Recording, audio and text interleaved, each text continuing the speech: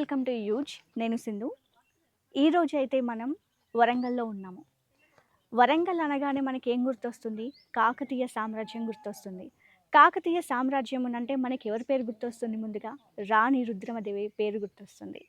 So ఆమె ఆమె సామ్రాజ్యాన్ని కాపాడుకోవడానికి 7 కోటలనైతే నిర్మించారని తెలుసు మనకి. ఆ 7 కోటల్లో ఏంటంటే మట్టి కోట, రాతి కోట ఇప్పుడు మనం చూడగలుగుతుంది.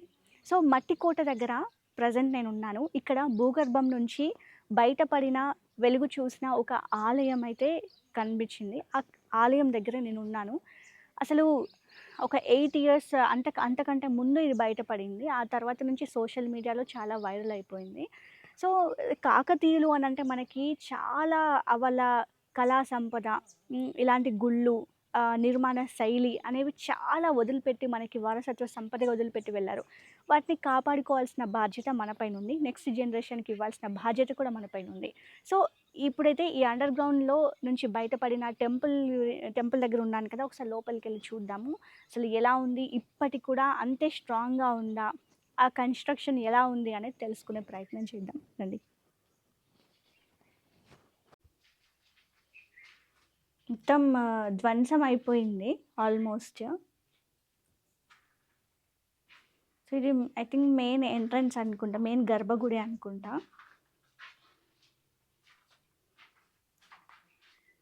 సో ఇక్కడ మొత్తం చూడండి, ఒక ఆలయంకి సంబంధించి ఎలా ఉంటుంది అనేది మనకి క్లారిటీ కనిపిస్తుంది. మెయిన్ గర్భగుడి అనుకుంటేది చూడండి.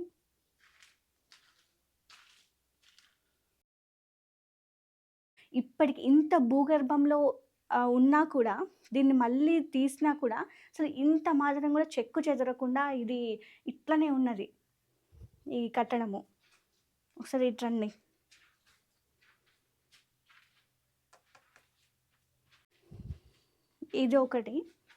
ఇదొకటి ఆలయం అనుకుంటా. నాకు తెలిసి ఇది నేను అనుకుంటుంది త్రికూటాలయము అని అనుకుంటున్నాను నేను. ఎందుకంటే మెయిన్ అటొకటి ఉంది, ఇటొక గర్భగుడి ఉంది. అంటే అది మోస్ట్లీ త్రికూటాలయం అయి ఉంటుంది.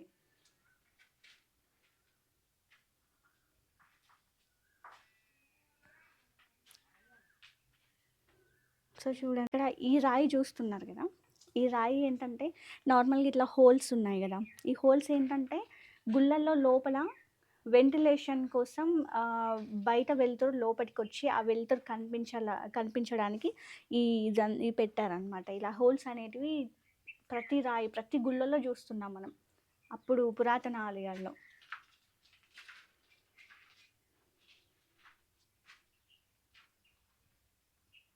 ఆల్మోస్ట్ అంతా పోయింది, బట్ దీన్ని ఇంకా రెనోవేట్ చేస్తున్నారు కావచ్చు.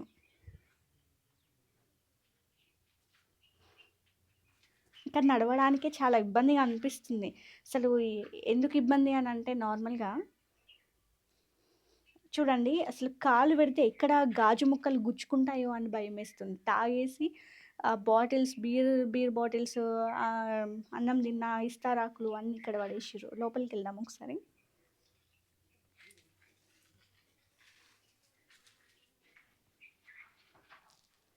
ఇది ఒక గర్భగుడి అనుకుంటా.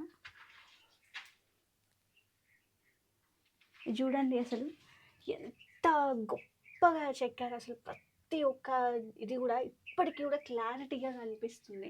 మొత్తం పోయింది. చూడండి, ఇక్కడ కూడా మనకి వెంటిలేషన్, లోపలికి వెంటిలేషన్ కోసం ఆడ హోల్స్ పెట్టిర్రు. సో ఇటు మొత్తం పోతే ఇంకా లోపల గర్భగుడిలా ఉంది. అంటే ఇక్కడ మనం లోపలికి వస్తాము, దేవుని పెడతారు కదా అక్కడ. ఇంకా అక్కడ పైన కప్పు ఏం లేదు.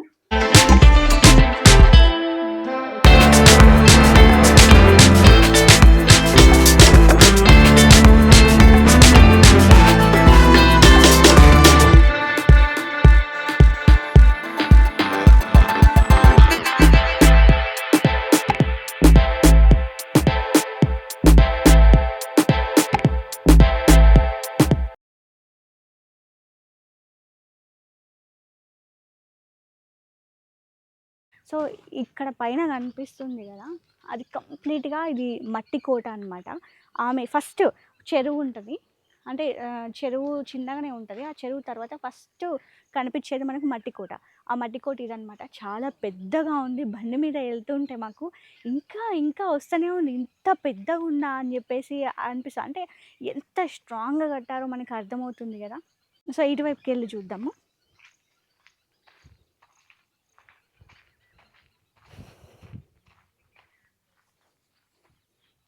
ఇది చూడండి బీర్ బాటిల్స్,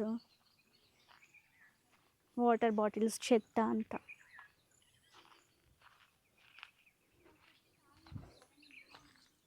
సో, ఇది చూడండి. ఇంకా ఇటు మేబీ ఇటు దాకా ఉండొచ్చు గుడి. ఇక్కడి వరకే మనకు కనిపిస్తుంది. బట్ ఇది ఇంకా ఏంటో తెలీలా అసలు. చూడండి అసలు ఈ రాయి చూడండి ఇంత భూగర్భంలో ఉన్నా గూడా ఎక్కడ గూడా కొంచెం గూడా క్రాక్స్ లేకుండా కనిపిస్తుందసలు. సో, ఇదంటే మట్టి కోట. అటువైపు నుంచి ఇటువైపుకి ఇంకా మొత్తం ఉంది.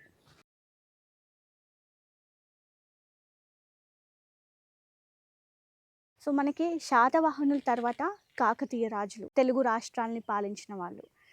అయితే కాకతీయులు అనంటే మనకి రుద్రదేవుడు, ఆ తర్వాత మనకి రుద్రమదేవి గుర్తొస్తారు. ఆ తర్వాత ప్రతాపరుద్రుడు. 700 నుంచి 1323 వరకి వీళ్ళు విస్తరించారనమాట ఈ సామ్రాజ్యాన్ని. 13థ్ సెంచరీలో వీళ్ళ సామ్రాజ్యం అనేది కొంచెం పతనావస్థకి చేరుకుందనమాట. అయితే అసలు కాకతీయులు అనంటే గొప్పగా చెప్పుకోవాల్సింది ఏంటంటే మనం ఒక్కటే చెప్పుకోవాలి. తెలుగు స్టేట్స్‌ని పాలించిన వాళ్ళు. అట్లనే వాళ్ళ సామ్రాజ్యాన్ని చాలా విస్తరింపజేశారు. ఇక తెలుసు కదా! ఏకఛత్రాధిపత్యాన్ని వహించిన కాకతీయులనమాట. ఏందంటే ఒకటే రాజ్యమే, ఒకటే రాజు ఇంకా. ఏకఛత్రాధిపత్యం అంటే ఇంక మనకంతా తెలిసిందే కదా! ఒకటే రాజు అన్ని సామ్రాజ్యాల్ని అంటే ప్రపంచంలో ఉన్న సామ్రాజ్యాలన్నింటిని ఒక్క రాజే పాలించుతారనమాట. సో, అది. అంటే తెలుగు జాతిని ఎంత విస్తరించారు అనేది మనకు అర్థమవుతుంది గదా! సో, కాకతీయులు అనంటే కేవలం ఏదో ఒక రాజు ఓరుగల్లుకి రాజధాని ఓరుగల్లుని స్టార్ట్ జేశారు, ఇంకా విస్తరించారని గాదు. ఏకఛత్రాధిపత్యం వహించారు అనంటే ఇంక వాళ్ళ సామ్రాజ్యాన్ని ఎంత విస్తరించారు అనేది మనకు అర్థమవుతుంది. సో, ఇదనమాట ఈ వీడియో.